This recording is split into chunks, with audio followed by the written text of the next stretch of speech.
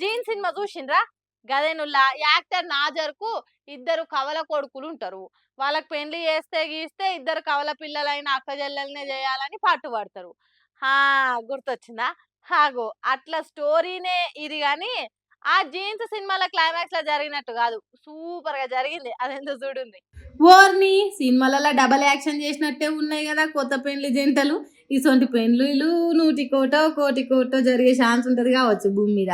కవల పిల్లలకు మళ్ళా కవల పిల్లలనే పెళ్లి చేయాలనే ఆలోచన అటు పెళ్లి కూతుర్ల తల్లిదండ్రులకు వచ్చిందో లేకుంటే పెళ్లి కొడుకుల అయ్యే వాళ్ళకే వచ్చిందో తెలియదు కానీ ఇగో గింత ఘనంగా లగ్గం చేసిండ్రు.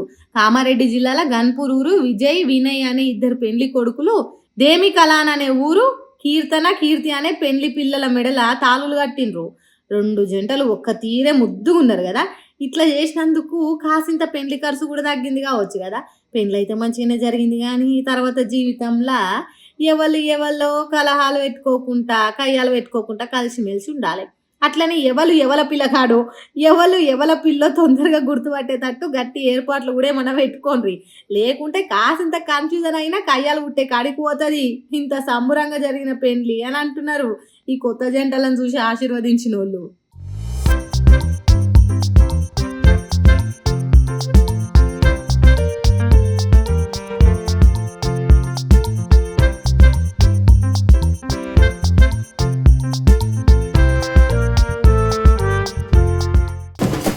కళ్ళున్నోడు ముందు మాత్రమే చూస్తాడు, దిమాకున్నోడు దునియా మొత్తం చూస్తాడు అని మహేష్ బాబు సినిమా డైలాగ్ చెప్పినట్టు సర్కార్ ఆఫీసర్లకు దిమాకు ఉన్నది అనుకోవాలనో లేదనుకోవాలనో తెలుస్తలేదు.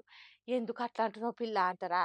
మనుషులు చచ్చిపోతే తప్ప నిద్ర లేస్తలేరు దిమాక్ కలిగిన ఆఫీసర్లు. దొంగలు పడ్డం 6 నెలల కుక్కలు కుయ్యి అన్నాయట. అట్లనే ఉన్నాయి సర్కార్ ఆఫీసర్ల చక్కదనాలు అని అంటుర్రు వాళ్ళ పనితనాలు చూసి.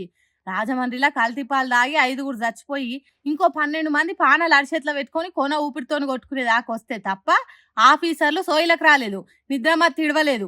మా అంత పనిమంతులు లేరు అన్నట్టు పాల కేంద్రాలు తిరిగి చెకింగ్లు చేస్తున్నారు అంతటా. ఇదే సోయి ముందుగాలు ఉండాలి కదా. ఎప్పటికప్పుడు ఎక్కడికక్కడ చెకింగ్లు చేస్తే జనం పానాలు పోయేటివి కాదు కదా. సరే, ఇప్పటికైనా పాలు పోస్తున్న సెంటర్లు, ప్యాకెట్లు తయారు చేస్తున్న కేంద్రాలు, నిల్వ చేసి అమ్ముతున్న దుకాణాలు చెకింగ్లు చేస్తున్నారు.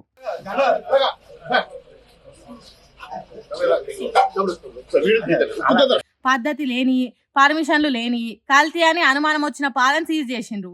జనం ఆరోగ్యాన్ని ఖరాబ్ చేసే పాలు అమ్ముతున్న వాళ్ళ మీద చర్యలు తీసుకునే పని మీద పడ్డారు. మంచిదే ఇట్లా చేస్తే, కానీ ప్రజల పానాలు గాళ్ళ గలవక ముందే ఈ పని చేయాలి కదా. ఇక ఈ ముచ్చటాటుంచితే రాజమండ్రిలో కల్తీ పాలు దాగి 5గురు జీవిడిస్తే కోవా బండు మీద కొట్లాట చేసిన వాళ్ళంతా ఏడికిపోయినరు. కోవా బండు శ్యాంప్రసాద్ చేసిస్తే తింటా, అబ్దుల్లా చేసిస్తే తినను అని నెత్తి మాత్రం పురుగు తిరిగేటోళ్ళు ఎందుకు మాట్లాడతలేరు? చచ్చిపోయిన 5గురు హిందువులు గారా, దాని మీద ఎందుకో మాట్లాడరు?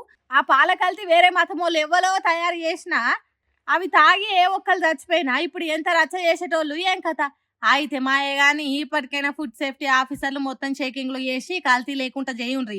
ఇంకోసారి ఇట్లా కాకుండా చూడుండ్రి. చేతులు కాలినాక ఆకులు పట్టుకున్నట్టు చేస్తే ఏం లాభం ఉంటది? ప్రజల పానాలతో ఆడుకోకుండా అంటుర్రు కల్తీ పాలు దాగి జీవిడిచిన వాళ్ళ కుటుంబాలు.